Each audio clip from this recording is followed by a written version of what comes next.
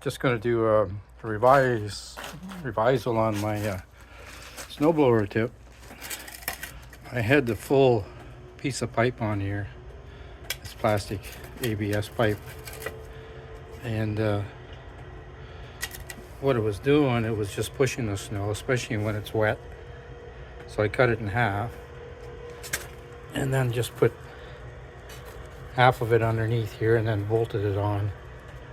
So see, right here is where the edge is, and that usually catches the stones and throws them into the auger, and that's pretty good now, because if you see in my driveway, I did it this morning. It's pretty wet here, and I don't see any evidence of digging into the gravel, because it's all gravel here.